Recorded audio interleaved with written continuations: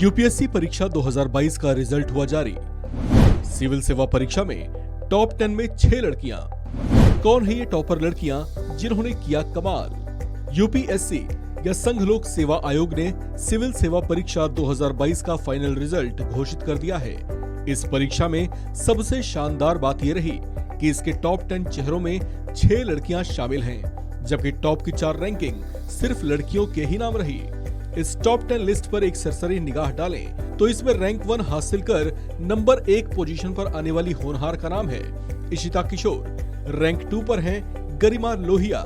Rank 3 पर हैं Uma हरती N. Rank 4 पर हैं स्मृति मिश्रा। रैंक 5 पर मयूर हजारिका। रैंक 6 पर गहना नव्या जेम्स। रैंक 7 पर वसीम अहमद भट्ट। रैंक 8 पर अनिरुद्ध यादव। रैंक 9 पर कनिका गोयल और टॉप 10 का अंतिम नाम है राहुल श्रीवास्तव।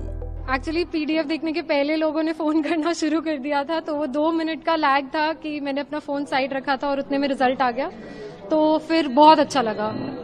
तो आप स्टूडेंट्स को क्या टिप देना चाहेंगे जो न्यू कमर्स हैं, क्योंकि 8 घंटे 9 घंटे की पढ़ाई तब जो है डर जाते हैं?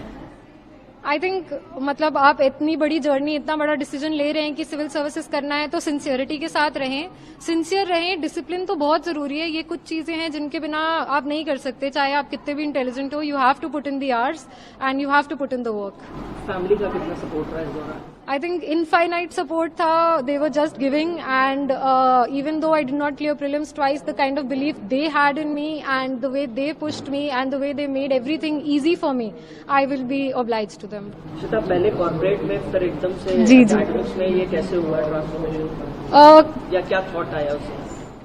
सिंस मैं Shri Ram college of commerce से थी, वहां पे बहुत अपॉर्चुनिटीज थी प्लेसमेंट के लिए, तो मुझे लगा कि अब taking a first-hand decision about which kind of job I want to do for the next 3 to 4 decades is going to be very important.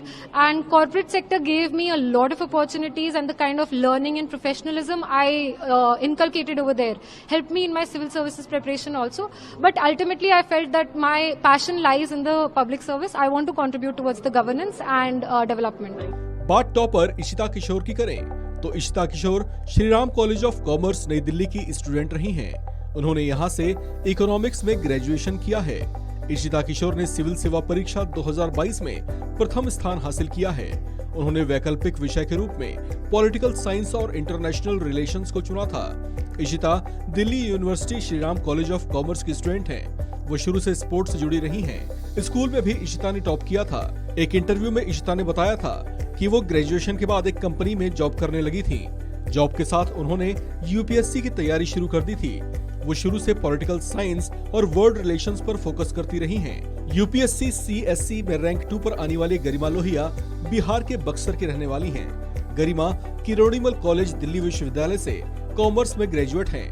उन्होंने वैकल्पिक विषय के रूप में कॉमर्स और अकाउंट्स को लिया था। वहीं बात अगर यूपीएससी सिविल सेवा परीक्षा में तीसरा रैंक हासिल करने वाली होनहार की करें तो इनका नाम है उमा हरथी एन। उमा हरथी ने हैदराबाद से सिविल इंजीनियरिंग में ग्रेजुएशन की डिग्री हासिल की हुई है। उन्होंने अपने वैकल्पिक विषय के रूप में ह्यूमन साइंस को चुना था। यूपीएससी सिविल सेवा परीक्षा का रिजल्ट जारी कर दिया गया है।